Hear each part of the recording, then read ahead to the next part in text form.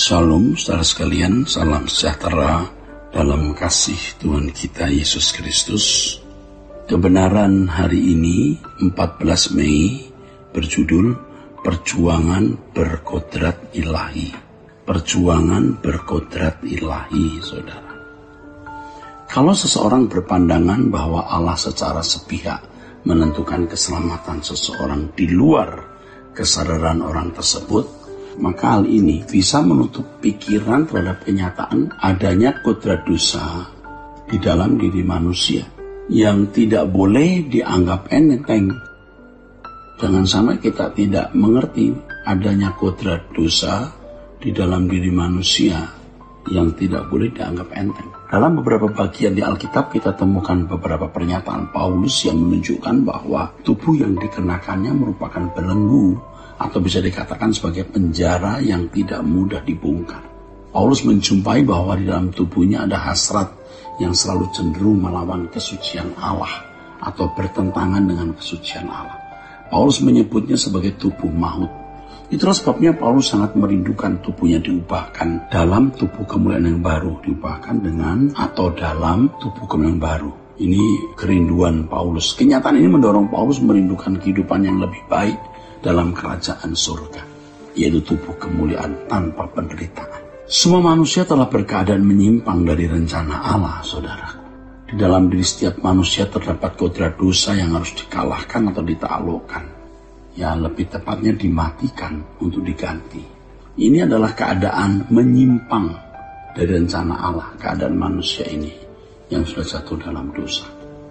Dengan demikian semua manusia yang dilahirkan oleh Adam memiliki gambar dan rupa Adam, bukan gambar dan rupa Allah sesuai rancangan semula. Di dalam diri manusia tidak terdapat kodrat ilahi lagi setelah manusia jatuh dalam dosa.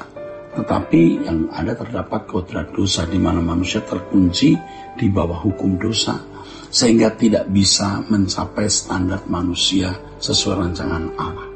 Ya, sehingga tidak mampu mencapai standar itu, saudara.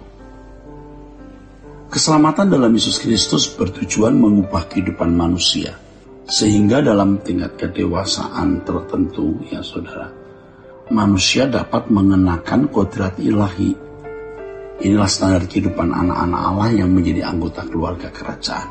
Untuk hal ini berarti kita harus mematikan kodrat dosa seperti yang dikatakan Paulus dalam Kolose pasal 3 ayat 5-10. Untuk mematikan kodrat dosa kita harus menghidupi kehidupan sebagai anak Allah di dalam diri kita dengan kebenaran firman. Dan selalu ada dalam proses pendewasaan yang intensif melalui segala peristiwa yang kita alami. Kita harus memberi makan kehidupan anak Allah di dalam diri kita melalui pergaulan dengan Tuhan. Peristiwa-peristiwa kehidupan setiap hari mengandung rema atau Allah berbicara yang harus ditangkap guna memberi makanan rohani pada kehidupan anak Allah di dalam diri kita. Kita tidak boleh menghidupi kodrat dosa dengan berbagai hal seperti bergaul dengan orang yang tidak takut Allah, mengkonsumsi bacaan dan tontonan yang tidak kudus, ya, terus-menerus dalam kebiasaan buruk dan lain sebagainya. Saudaraku, kita tidak boleh membiarkan diri kita diracuni oleh hal-hal tersebut. Banyak orang Kristen tidak menyadari itu, saudaraku. Tenggelam dengan berbagai kesenangan dan hiburan sehingga ia tidak memelihara rohaninya dengan baik. Allah tidak dapat menolong orang yang tidak berusaha menolong dirinya sendiri. Ya kan? Ini terjadi dalam kehidupan banyak orang Kristen, ya saudara. Allah tidak dapat membunuh kodrat dosa kita ya, tanpa respon masing-masing individu.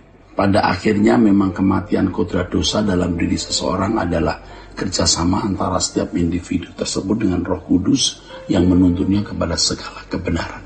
Oleh sebab itu hal utama yang sangat penting adalah orang percaya harus mengalami perubahan pikiran. Cara berpikir menciptakan spirit atau gairah. Cara berpikir yang bukan berasal dari Allah adalah produk iblis. Dan produk iblis, saudaraku, cirinya adalah mengutamakan atau menekankan pemenuhan kebutuhan jasmani. menekankan kemuliaan lahiriah dan kejayaan duniawi. Cara berpikir yang salah melahirkan spirit atau gairah yang salah pula. Spirit seseorang menentukan kodrat hidupnya, saudara. Dengan demikian cara berpikir duniawi ini menjadi halangan, saudara, dimatikannya kodrat dosa di dalam kehidupan orang percaya. Cara berpikir memiliki nilai-nilai atau pandangan hidup. Kodrat dosa memiliki nilai-nilai atau pandangan hidup yang salah atau rendah. Jadi manusia yang ada dalam kodrat dosa itu memiliki cara pandang yang keliru dalam hidup ini. Nilai-nilai atau value hidup yang dia pahami pasti sesat. Untuk itu harus mengalami perubahan. Dibutuhkan proses yang panjang untuk mengubah spirit atau gairah hidup untuk membangun cita rasa jiwa yang benar, tentu dengan kebenaran firman. Dalam hal ini peran Roh Kudus adalah segalanya. Tanpa Roh Kudus seseorang tidak akan tercelik memahami kebenaran. Ya, individu juga memiliki peran dan tempatnya yang sangat penting. Jadi masing-masing kita memiliki peran dan tempat yang sangat penting untuk perubahan diri kita. Dalam hal ini Allah melibatkan individu dalam menggarap diri manusia itu untuk bisa mengalami perubahan kodrat dari kodrat dosa ke kodrat ilahi. Seseorang yang mau mematikan kodrat dosa di dalam dirinya harus berjuang. Ia harus memberi kesempatan kehidupan anak Allah. Kehidupan anak Allah tumbuh di dalam dirinya. Dan tidak memberi peluang manusia lama.